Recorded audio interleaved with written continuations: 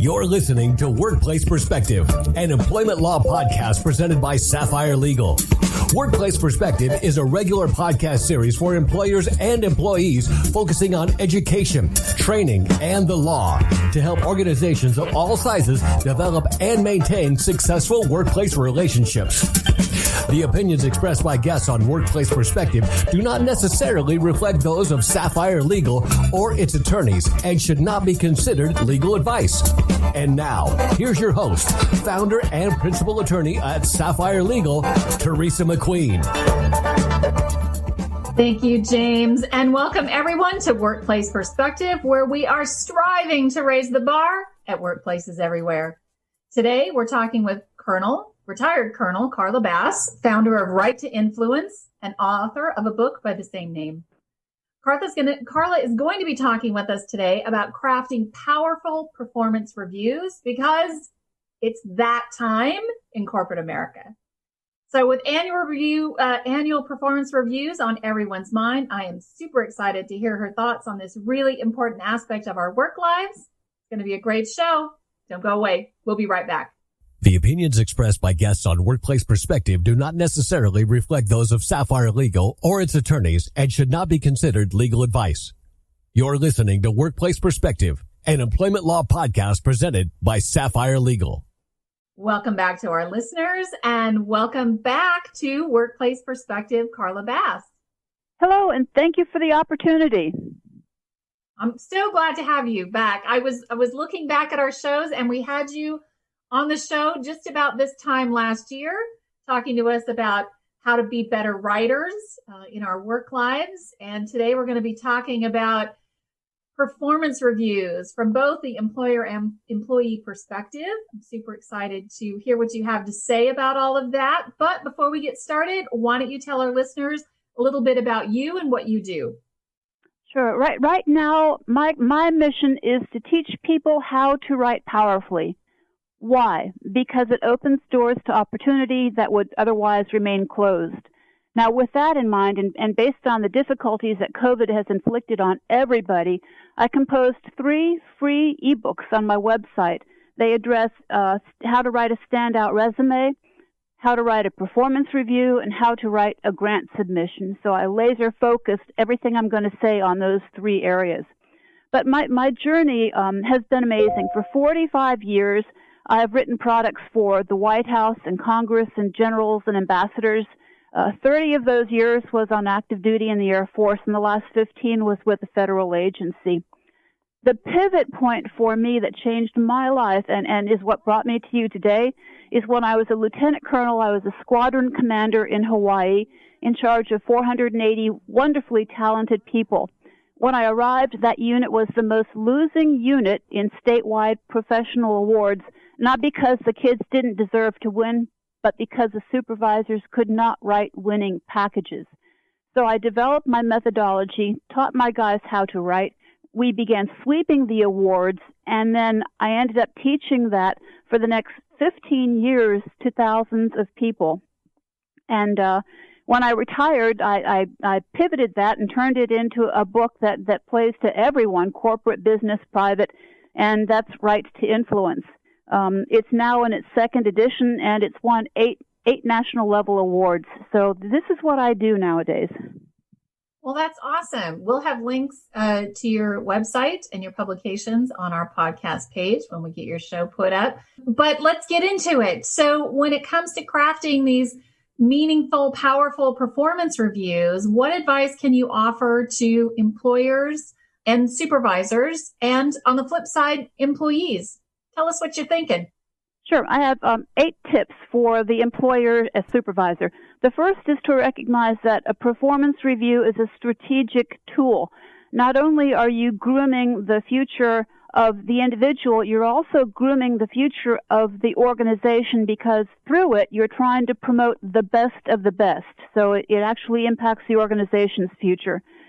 Second is impact. You need to make sure when you're telling these stories that you explain the so what. The impact is the heart of the performance review. And supervisors, because of their elevated positions, have a wider perspective, and they sometimes have a better vantage point on what impact the individual actually had, like dropping a pebble in the pool. The individual can see the first couple circles, but the employer has a bird's eye view and understands more. So he or she needs to explain that to the employee and make sure it's reflected in the performance review. The third tip is to position your subordinates for future successes. Create material for the next performance review. And by that I mean recognize outstanding performances formally with thank you notes or time off awards. Note compliments that they receive from clients, and keep an email file for each employee that would where you can gather this very valuable material. The next is awards. Speaking of awards, if you have a superstar that you'd like to submit for an award and you're really busy, ask that individual to draft a nomination on him or herself to do the initial legwork. That does two things. It takes a little bit of the burden off of you, and it also gives that individual practice. And here's how you craft a hard-hitting, award-winning report. Qualities. Do you value specific qualities in an employee, like teamwork or flexibility, communication skills, or whatever? If you do, tell them that so they have that benchmark against which they can measure their own performance.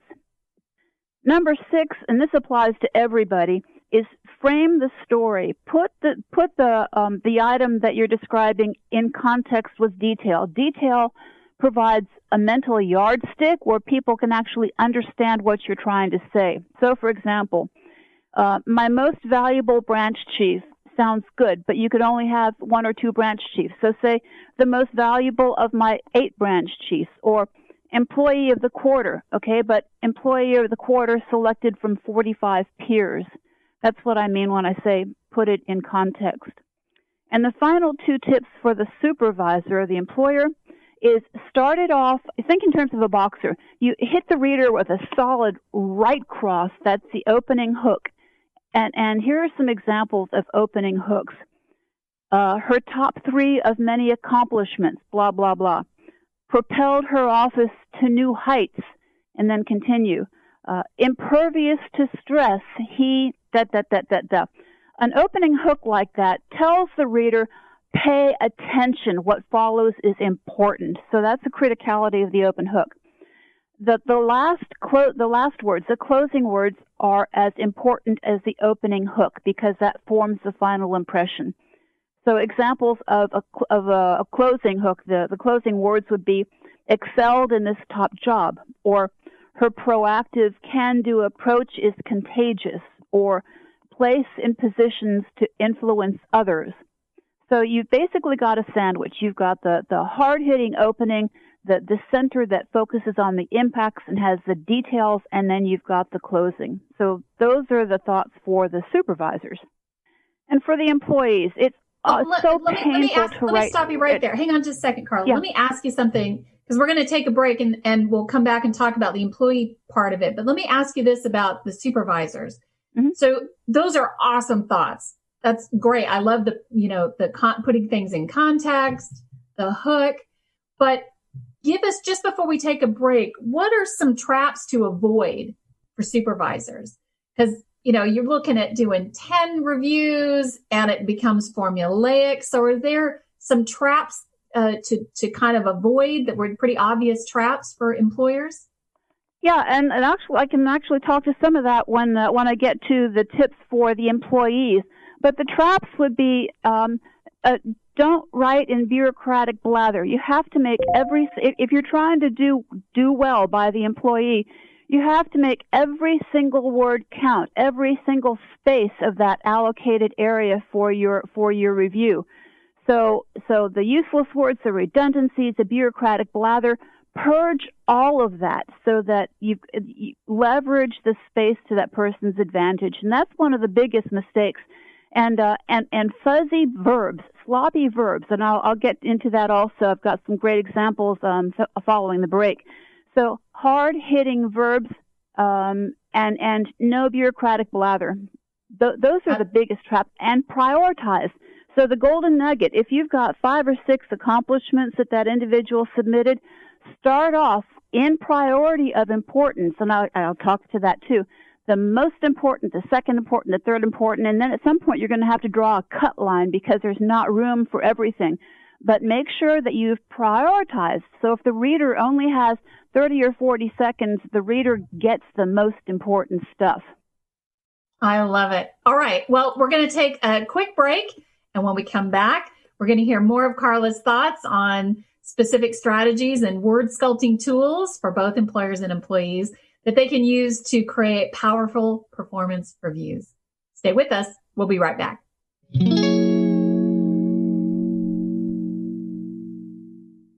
The average time a resume spends on an HR manager's desk is 7 seconds, and most of them are tossed aside.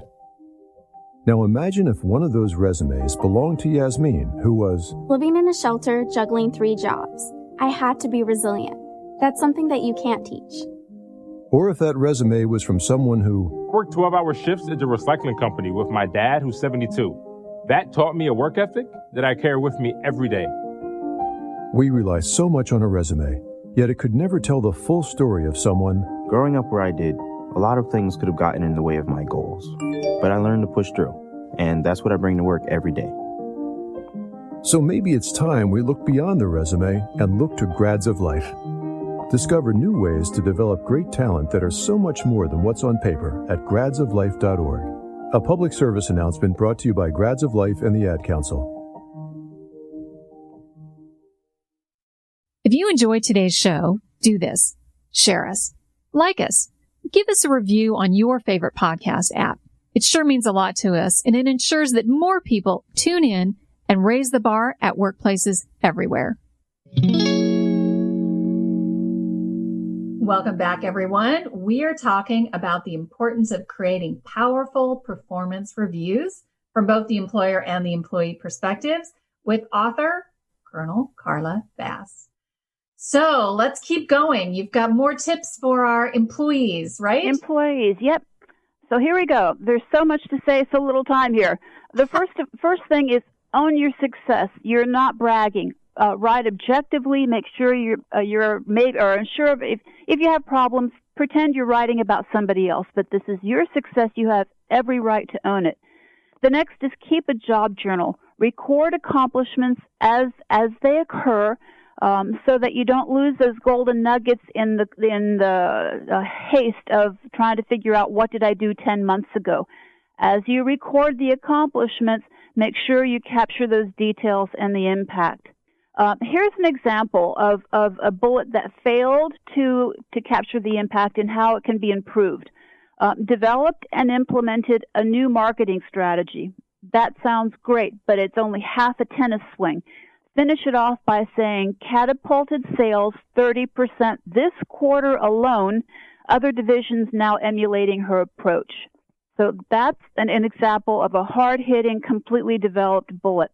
Once you gather all of the information that you think qualifies for the input, like I said earlier, triage it.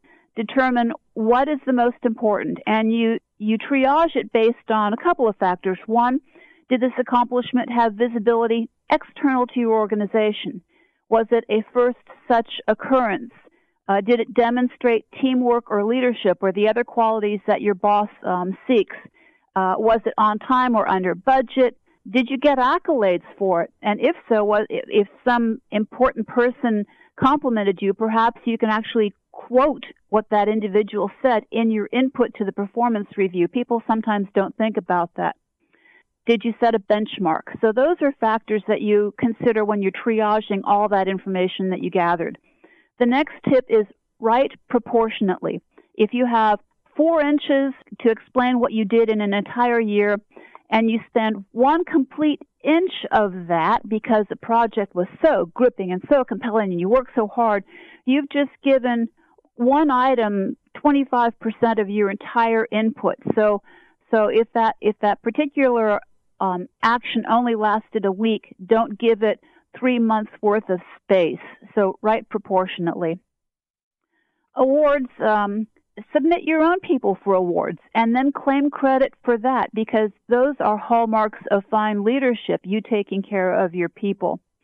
Now the specifics, verbs, use hard-hitting verbs. Here are some verbs how not to do it. Provided extensive knowledge of, assist technical staff, provide, coordinates. Don't do that. You want to use verbs like implemented, benchmarked, developed, formulated, partnered with, hard-hitting verbs. Bureaucratic blather. Get rid of that. So we're still talking about verbs. Listen to this Carla, one. I love that word. I love that bureaucratic blather. Just for 2 minutes, just give us 2 minutes on what that is in your mind. Bureaucratic blather is when you take 20 words to say what you could say in 10. Or if you write something that someone has to read 4 times over and you still don't understand it. Here's an example of bureaucratic blather in the context of verbs.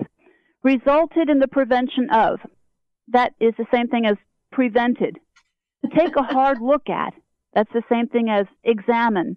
For the purpose of is the same thing as to. All right, so it's just go through and purge all of that horrible writing. Job-related jargon, I also throw in the category of bureaucratic blather, specifically gibberish. Know your audience. So if you're writing to, if this review is only going to be reviewed by technical specialists, then technical jargon is okay. If it's not, then you need to write in terms that every man or every woman can understand. Example, from 324th Intel Squadron, received +3 -3 on a DLPT. Had no clue what that meant. Translated, because it was in gibberish, translated, the individual scored 95% in the reading and listening test on a Chinese defense language proficiency test. She 95% on that. But you wouldn't understand that because no one knows what +3 -3 DLPT is. So don't write in jargon if this review is going to be read by administrators, lawyers, communicators, by more general functional areas. Differentiators. These are words that send a really subtle message and it's all positive. Examples. In only, bump, bump, bump. Only is a key word.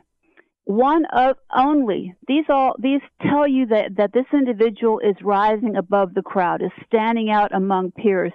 Named for, chosen for, nominated for, reported directly to. Okay, that directly is a key word because that tells you that there's going to be an individual of some gravitas there, reported directly to, and not everybody is good enough to be placed in that position.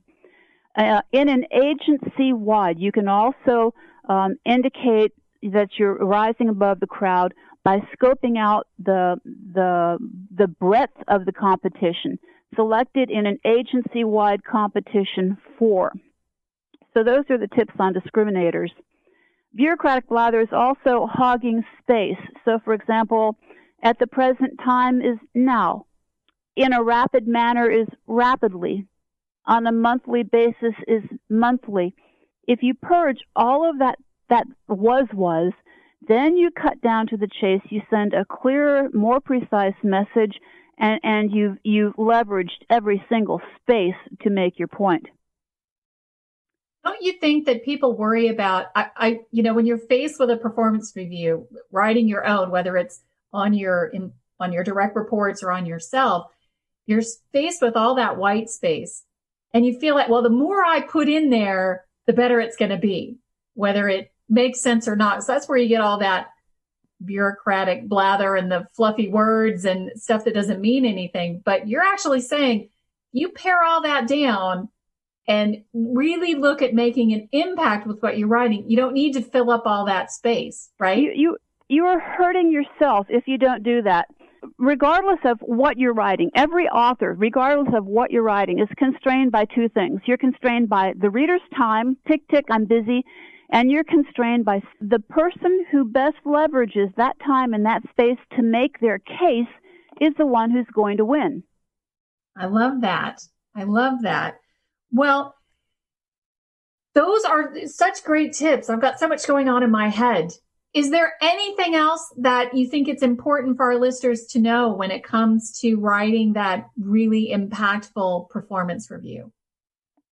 No, that's That's pretty much it. But I would like to say that I put out a twice monthly, really short, concise, surprise there, newsletter that has writing tips. That the next one is going to be about here's how you frame a winning argument. There's a lot of strategy and a lot of thought that goes into writing making a compelling case. And if they would like to receive this, just email me at carla@write2influence.net. It's hugely popular. I value my readers' time tremendously. So every newsletter I put out is just I value their time, so it's worthwhile reading.